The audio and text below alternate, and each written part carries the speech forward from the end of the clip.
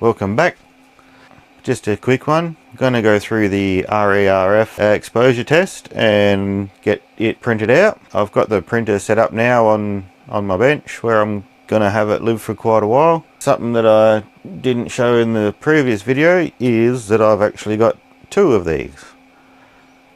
I'm going to do the test on both of them and compare how they go together. Theoretically they'll both give the exact same result, but we'll just go through the menus and I will let you know what I'm doing and show you what to do. This is the home screen where we were before, showing that I've still got just the single bed with a temperature controlled vat. It does show up here the temperature. I have been using these printers a little bit since the last video. I'll go through some of that later on. But before you do the RERF, if you have a fresh lot of resin in there, you do want to go into settings, other, and then the temperature. I've got it set for 30. You may work fine with 25, which is the default setting I believe it had when I got it. If you're not at temperature, just do auto heating. This one just straight away says complete because it's already there. And then we'll close out of that. So we're going to get the exposure test started soon. So in this same menu you've got resin calibration. From the last video when I did start my first calibration print, it copied the file onto the machine. So the RERF is on here now, not on the USB. Well, it is still on the USB, but I don't need the USB anymore. So you want to go resin calibration. Mine's located currently in storage, so go storage. Here we have the RERF.pp1. .pp1 extension is just the photon P1.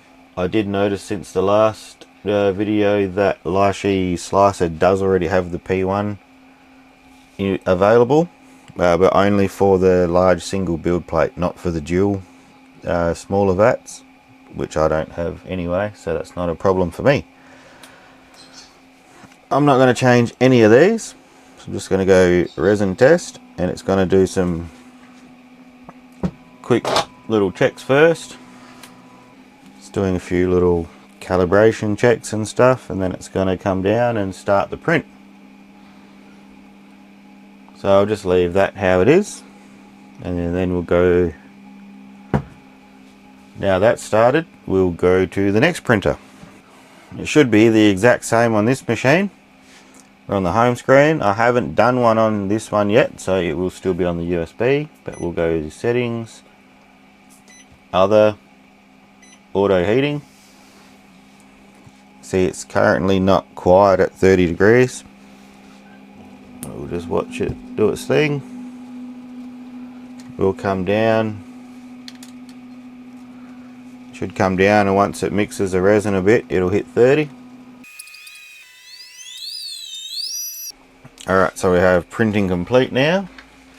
So we'll close that. So we'll close out of that one. We'll go resin calibration. Now it's on the USB, and we'll just go RERF. Going to leave everything. So it says here resin test and save to storage, so it's going to copy it off the USB.